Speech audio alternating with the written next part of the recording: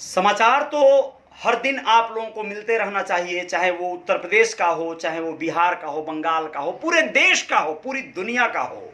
लेकिन समाचार अभी आप लोगों के सामने जो पेश है वो उत्तर प्रदेश का है कि आज उत्तर प्रदेश का हाल चाल क्या है, समाचार क्या है, कुछ खास खबरों पे जाएंगे। नमस्ते, मैं हूं Ajay Sahni, star real reporter news के अपने पेज पे पुनः एक बार स्वागत, अभिनंदन आप सभी का करता हूं और बताने जा रहा हूं कि कैसा रहा यूपी का आज का समाचार क्या है। बदायूं में सड़क हादसे में 3 लोगों की मौत हो गई है। बताया जा रहा है कि कोहरे की वजह से तेज रफ्तार कार पेड़ से टकरा गई और पुलिस ने देर रात को 2 की शिनाख्त कर ली। दोनों कासगंज के रहने वाले थे। तीसरे युवक की शिनाख्त के प्रयास जारी हैं। उझानी कोतवाली इलाके में करुआ पुल के पास कासगंज से बदायूं की ओर जा रही कार बेकाबू होकर पेड़ से टकरा गई और टक्कर इतनी भीषण थी कि कार के परखचे उड़ गए। हादसे में कार में सवार 3 लोगों की मौत हो गई। सूचना पर पुलिस एम्बुलेंस लेकर मौके पर पहुंची। गांव वालों की मदद से किसी तरह शवों को बाहर निकाला गया। जेब में मिले आधार कार्ड और टूटे हुए मोबाइल सेट का सिम कार्ड अन्य फोन में डालने पर लोगों की तो शिनाख्त हो पाई 2 लोगों की, लेकिन तीसरे युवक की अभी भी शिनाख्त नहीं हो पाई है। दोस्तों, अभी आप लोगों को बताना चाहेंगे, अभी उत्तर प्रदेश में स्वास्थ्य महकमे के 4 दर्जन चिकित्सा अधिकारियों की ट्रांसफर लिस्ट शासन ने जारी कर दी है। सचिव रविंद्र द्वारा जारी की गई लिस्ट में लखनऊ के बलरामपुर अस्पताल के निदेशक पद पर डॉक्टर आलोक कुमार श्रीवास्तव को तैनात कर दिया गया। वहीं सिविल अस्पताल के निदेशक डॉक्टर अरुण प्रकाश चतुर्वेदी बनाए गए हैं। इसके अलावा निदेशक पद प्रमोट हुए 11 चिकित्सा अधिकारियों को भी तैनात कर दिया गया है। सभी को तत्काल प्रभाव से नवीन तैनाती स्थली पर जो है कार्यभार ग्रहण करने के निर्देश दिए गए हैं। ये सारी चीजें हैं जो उत्तर प्रदेश के खबरों को बयां करती हैं। और दूसरी आप लोगों को बताऊं कि यह जो उत्तर प्रदेश में बारिश ने बढ़ाई ठंड, अभी का हाल ये है दोस्तों, कानपुर समेत कई शहरों में बूंदाबांदी हुई है और 18 जिलों में अगले 2 दिन तक बारिश का अलर्ट जारी किया गया है। ऐसा लग रहा है कि इससे ठंडक बढ़ गई है। लखनऊ की अरुणिमा ने तस्करों से भिड़कर 8 साल में 28,000 से ज्यादा कछुओं की बचाई जान। ये भी एक पॉजिटिव खबर है, सुनिए, देखिए कितनी शानदार है।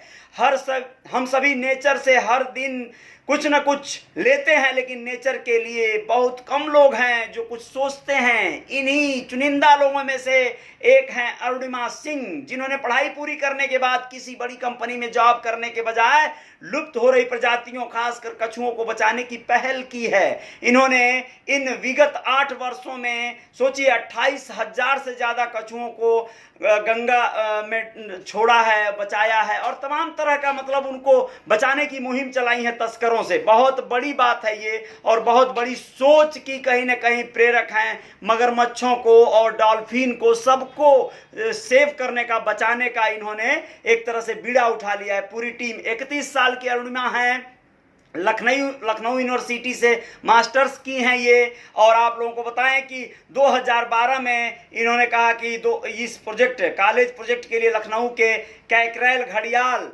रिहेबिलिटेशन सेंटर में एक वॉलंटियर के रूप में काम करने का इनको मौका मिला था। तभी से ये प्राणियों के प्रति बहुत ज़्यादा संवेदनशील हो गई हैं और बहुत ज़्यादा पानी में रहने और उसके संबंधित जीवों के साथ इन्हें समय बिताने में बहुत ही ज़्यादा इनको रुचि है और उनके प्रति स्नेह है। ये बहुत बड़ी बात है, ये बहुत बड़ा सोच का कहीं ना कहीं प्रेरणादायक बात है। रायबरेली क्षेत्र में पंचायत सदस्य पर पथराव हुआ है। चुनावी रंजिश में 2 लोगों पर हमला, बोलेरो का शीशा तोड़कर भागकर बचाए जान ये लोग। सोचिए, रायबरेली में ये चीजें हुई हैं। क्या हुआ है कि क्षेत्र पंचायत यानी बीडीसी मेंबर पर पथराव होने लगा। वो मंगलवार देर रात वो अपनी कार से कहीं जा रहे थे अपने भतीजे के साथ, तभी उनके ऊपर ये हमला हुआ। बोलेरो का शीशा तोड़कर वो लोग किसी तरह भागकर, हरेंद्र कुमार नाम है उनका, वह जो है कदरावा चौराहे पर मकान को लेकर विवाद चल रहा था, उसी मैटर में ये हमला उनके ऊपर हुआ है। दोस्तों,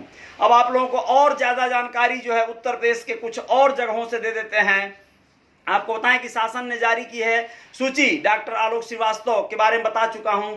ये सारे लोग जो लोग अभी चिकित्सा क्षेत्र में जो है कहीं ना कहीं बुलाए गए हैं, कहीं ट्रांसफर किए गए हैं। एक और जानकारी दे दें, अखिलेश अब 2 जगह ही मिलते हैं, विजय रथ पर या सीएम रहते बनाए अपने अधूरे प्रोजेक्ट पर। सीएम रहते हुए जो अपने अधूरे प्रोजेक्ट उनके जो रह गए थे उस पर बात करते हैं। 45 दिन में अपने 6 प्रोजेक्ट याद दिलाए। पिछला जो है 45 दिनों से उनके प्रचार अभियान में 6 प्रोजेक्ट अपने याद दिलाए कि फला फला प्रोजेक्ट हमने बनाया था, अधूरा छोड़ा था, उसको भाजपा ने हथिया लिया। आपको बताएं, इसके साथ साथ गौतम बुद्ध नगर से एक खबर, ओमिक्रॉन प्रभावित 4 देशों से लौटे हैं संक्रमित। 7 महीने बाद इतने ज्यादा केस आए सामने, 82 हुए एक्टिव केस। ऐसा हुआ है जो हमारा गौतम बुद्ध नगर से नोएडा में ये बातें हुई हैं। नोएडा में 28 नए कोरोना पॉजिटिव मिले हैं दोस्तों। यूपी में फिर से महामारी एक्ट लागू, 46 जिलों में फैला कोविड, 24 घंटे में 80 नए पॉजिटिव, सबसे अधिक 28 संक्रमित गौतम बुद्ध नगर में मिले हैं। इसके साथ साथ आप लोगों को और जानकारियां जो है उत्तर प्रदेश की वो इस रूप में है कि आप लोग अपना ख्याल रखिएगा। चुनावी सीजन चल रहा है, चुनावी लहर चल रही है। और एक बहुत बड़ी खबर आप लोगों को दे दें कि कानपुर में पीएम मोदी अखिलेश पर तंज कसे, किस बात को लेके कि बक्से भर भर के नोट मिले। एक चुनावी जो समय आता है तो ऐसे में क्या होता है कि बहुत सारे छापेमारी होती हैं, जगह जगह बहुत सारे रेड पड़ते हैं। ऐसे में बहुत सारे रुपए पैसे मिलते हैं। कहा जा रहा है कि सपा अध्यक्ष अखिलेश यादव को घेरते हुए नरेंद्र मोदी ने इल्जाम लगाया कि ट्रक भर भर कर नोट मिले हैं कन्नौज छापेमारी में। एक कारोबारी पीयूष जैन के यहाँ छापा जब पड़ा तो ये सारी चीजें मिली इनकम टैक्स की छापेमारी में। तो ये ट्रक भर भर के नोट जो मिले हैं, अब क्यों नहीं जिम्मा कोई ले रहा है, ये कौन है पीयूष जैन और किसका आदमी था। अब ये लोग कह रहे हैं कि वो हमारे नहीं हैं। कहा कि 2017 से पहले यूपी में भ्रष्टाचार का इत्र छिड़क रखा था, वो फिर बाहर आ गया है। यूपी के लोग सब देख रहे हैं, पिछली सरकार ने यूपी को लूटा है, इसलिए वो यूपी का विकास करने वालों के साथ हैं, ऐसा मतलब कहा है, आरोप लगाया है। पीएम के भाषण की बातें मतलब इस तरह से कुछ रही कि पहले सरकार चलाने वाले इस मानसिकता में थे कि लॉटरी लगी है, जितना लूट सको लूट लो। योगी सरकार ने यूपी में कानून व्यवस्था वापस लाई है, माफिया जेल जा रहे हैं। यूपी को अवैध हथियारों वाली गैंग के लिए बदनाम किया गया था, वहीं यूपी देश की सुरक्षा के लिए डिफेंस कॉरिडोर बना रहा है। पहले परियोजनाओं में हजारों करोड़ के घोटाले होते थे, आज मुफ्त राशन का इंतजाम हमारी सरकार ने किया है, ऐसा नरेंद्र मोदी जी दावा कर रहे थे। डबल इंजन की सरकार जिस काम का शिलान्यास करती है उसे दिन रात मेहनत कर पूरा करती है, इसलिए लोग कह रहे हैं फर्क साफ है। साल 2014 से पहले यूपी में मेट्रो की कुल लंबाई 9 किलोमीटर थी, जो 2017 में 18 किलोमीटर हुई है। आज यूपी में 90 किलोमीटर यह लंबाई हो गई है। पूरे यूपी की बात कर रहे हैं वो। तो ऐसा करके ये सारी चीजें रही। आईआईटी के दीक्षांत समारोह के बाद सीएम योगी के साथ मेट्रो में सफर किया, टिकट कटाकर बाकायदा सफर किया पीएम ने सफर के लिए टिकट भी खरीदा था। पहले फेज में आईआईटी से मोती झील के बीच 9 किलोमीटर तक मेट्रो शुरू हो रही है। अब नए सिरे से भी और भी विस्तार किया जा रहा है मेट्रो का। ये सारी खबरें रही कुल मिला जुला के यूपी की। और आप लोगों को बताएं कि यूपी की और कुछ बड़ी खबरें आ सकती हैं। दिल्ली से पकड़े गए मासूम के रेपिस्ट का कबूलनामा आप जान लीजिए। 7 साल की बहन को बहलाकर साथ ले गया, रेप करने के बाद लगा घर जाकर बता देगी इसलिए मर्डर कर दिया। सोचिए कितना घिनौना क्राइम किया है। यूपी की ही बात है। अपनी 7 साल की चचेरी बहन की रेप के बाद नृशंस हत्या करने वाला यूसुफ उर्फ लालू आखिरकार पकड़ा गया। मुरादाबाद की कांठ पुलिस ने उसे दिल्ली से दबोचा है दोस्तों। मंगलवार देर रात पुलिस उसे दिल्ली से लेकर कांठ थाने पहुंची। पुलिस ने उससे पूछताछ की तो उसने अपना गुनाह कबूल कर लिया। 25 साल का यूसुफ नाम का ये युवक पुलिस को बताया कि वो बच्ची को बहला फुसला कर चीज दिलाने के बहाने अपने साथ ले गया था। इसके बाद उसे जंगल में ले जाकर उसके साथ रेप किया। बाद में उसे लगा कि बच्ची घर जाकर सब कुछ बता देगी, इसलिए उसने बच्ची का वहीं गला घोंटकर बेरहमी से हत्या कर दिया। वहशी ने पुलिस को बताया कि जब उसका नाम प्रकाश में आने लगा तो वह घर छोड़कर भाग गया। आप लोगों को बताएं कि घटना क्या है, पूरी बात जान लीजिए, चूंकि बात ऐसी ही है। घटना कांठ कस्बे की है। यहाँ पट्टी वाला मोहल्ले में रहने वाले एक मछली विक्रेता की 7 साल की बच्ची 22 दिसंबर की शाम को घर से खेलने के लिए पड़ोस में गई हुई थी, तभी से वो गायब थी। परिजनों ने कांठ थाने में उसकी गुमशुदगी दर्ज कराई थी। 24 दिसंबर को बच्ची का शव घर से करीब 1 किलोमीटर दूर ईंख में निर्वस्त्र पाया गया था। अब आप लोग सोचिए, ईंख के खेत में यानी गन्ने के खेत में जो है वह नंग धड़ंग बच्ची मिली थी। बहुत दुखद पहलू है ये, बहुत ही हृदय विदारक घटना है। बच्ची के नीचे के कपड़े गायब थे। पोस्टमार्टम में बच्ची की रेप के बाद गला घोंटकर हत्या की पुष्टि हुई है। इसके बाद पुलिस ने गुमशुदगी के बाद केस को रेप और हत्या पॉक्सो एक्ट में तब्दील कर दिया था और फिर इसकी फुटेज और तमाम चीजों के आधार पर तलाश शुरू हुई थी। सीओ कांट महेश चंद गौतम ने बताया कि घटना के बाद पुलिस ने पूरे इलाके के सीसीटीवी फुटेज खंगाले थे।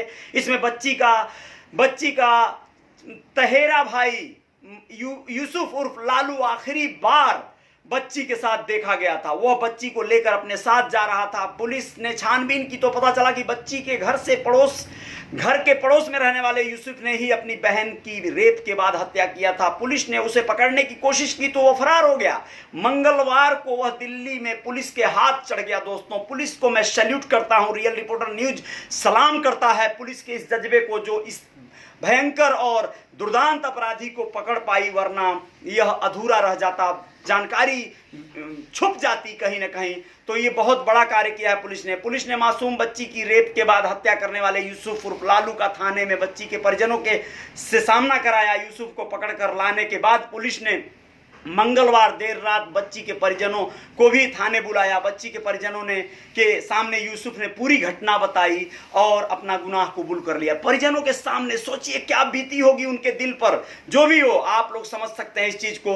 और बताएं, कांठ में हुई शर्मनाक घटना में नेताओं के जाने का सिलसिला शुरू हो गया था। सपा सांसद डॉक्टर एसटी हसन, कांग्रेस जिला अध्यक्ष असलम खुर्शीद और फिर बीजेपी विधायक राजेश सिंह चुन्नू भी बच्ची के घर पहुंचे थे। शिवसेना ने प्रदर्शन किया था। शिवसेना के हमारे जो पदाधिकारी हैं वहाँ मुरादाबाद के, वैसे भी आप लोग उनको जानते हैं, बहुत ही जागरूक और बहुत ही तेज तर्रार समाज के प्रहरी हैं, उन लोगों ने भी प्रदर्शन किया था। बहुत शानदार जो है प्रदर्शन रहा बच्ची के प्रति संवेदना व्यक्त करते हुए। बाकी कई अन्य संगठन भी आंदोलन की चेतावनी दे रहे थे। तो ये खबर थी आपके कांठ मुरादाबाद से। जय जयकार जारी रहेगी। बहुत बहुत शुक्रिया आप सभी दोस्त मित्र जो भी मुझे सुन रहे थे, देख रहे थे, सबका अभिनंदन करता हूं। धन्यवाद आप सभी का।